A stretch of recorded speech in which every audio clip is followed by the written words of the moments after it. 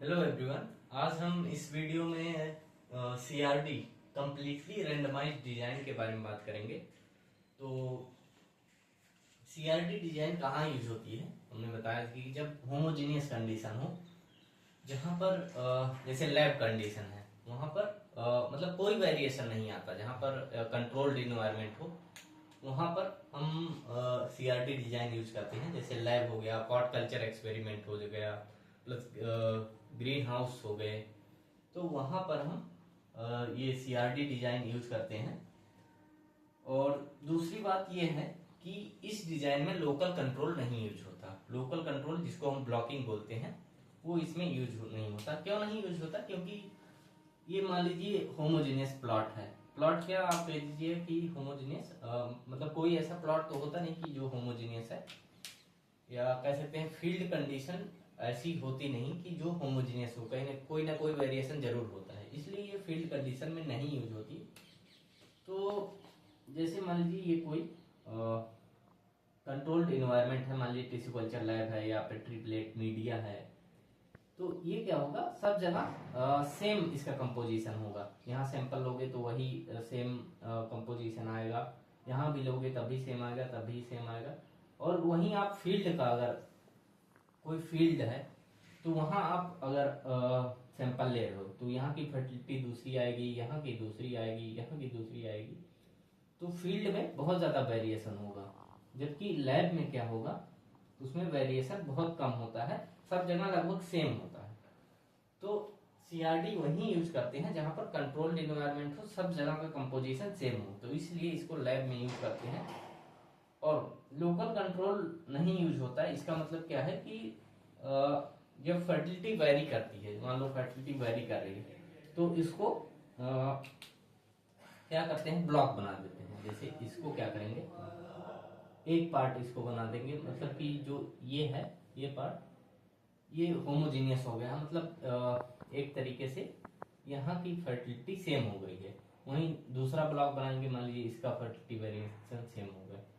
तो यहाँ क्या हो, लैब कंडीशन में क्या है कि पहले से ही क्या कह सकते हैं कि होमोजेनियस फील्ड है, यहाँ का जो कह सकते हैं कि कंपोजिशन है वो सेम है, तो इसलिए यहाँ ब्लॉकिंग की जरूरत है ही नहीं, इसलिए लोकल कंट्रोल यहाँ पर यूज नहीं होता। इसलिए बोलते हैं कि सीआरडी डिजाइन में लोकल कंट्रोल नहीं यूज होता।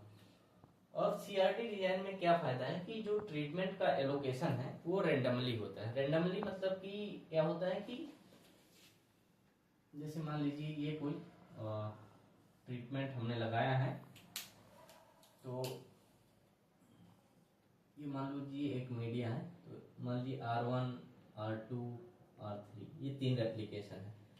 तो यहाँ पर हम जो ट्रीटमेंट है T1, T2, T3, T4, मान लीजिए 3 ट्रीटमेंट लिया है, तो हम कहीं भी इसका एलोकेशन कर सकते हैं। मान लीजिए T1 यहाँ लगा दिया, या T2 यहाँ, या T1 यहाँ, T1 तीनों जगह कर दिया, तो मतलब क्या हुआ कि हम ट्रीटमेंट का एलोकेशन कहीं भी कर सकते हैं इरिस्पेक्टिव ऑफ द रेप्लिकेशन। क्योंकि ये हर जगह होमोजेनियस है तो इसका करने का कुछ मतलब नहीं है, या कह सकते हैं कि जब सब जगह सेम है तो सेम इफेक्ट आएगा। ठीक है। तो एक और बात आती है कि जो maximum error degree of freedom होता है वो सीआरडी से ही आती है। सीआरडी से maximum error degree of freedom आती है। और इसका एरर डिग्री ऑफ फ्रीडम का क्या फार्मूला होता है, ये जनरली एग्जाम में पूछा जाता है। तो इसका फार्मूला होता है, ये बहुत ज्यादा एग्जाम में आता है, तो T/R-1। ठीक है। तो ये होता है फार्मूला। और यहाँ T से मतलब है ट्रीटमेंट, R का मतलब रेप्लिकेशन, और 1 तो है, जितने ट्रीटमेंट होंगे और रेप्लिकेशन होगा उससे आप मतलब इसे लगा सकते हैं। मान लीजिए 5 ट्रीटमेंट दिया है और 4 रेप्लिकेशन दिया है, तो इसको आप 5 × 4 - 1, तो 5 × 3 कितना हो जाएगा, 15 आ जाएगा। ठीक है। तो इस प्रकार से इसका हम एरर डिग्री ऑफ फ्रीडम निकाल सकते हैं। ठीक है। अब एक और बात पूछी जाती है कि इसका मैथमेटिकल एक्सप्रेशन क्या होता है। तो मैथमेटिकल एक्सप्रेशन ये है कि y i j equal to mu plus tau i plus e i j. अब इसमें म्यू क्या है, जनरल मीन है, और टाउ आई क्या है, इफेक्ट ऑफ आईएथ ट्रीटमेंट, और ई आई जे क्या है, error term associated with y i j. ठीक है, तो आज हमने सीआरटी की बात की इस वीडियो में। अगले वीडियो में हम इसके न्यूमेरिकल्स की बात करेंगे, उसमें केस 1 और केस 2 अलग अलग होता है। तो आगे हम न्यूमेरिकल को सॉल्व करेंगे। धन्यवाद।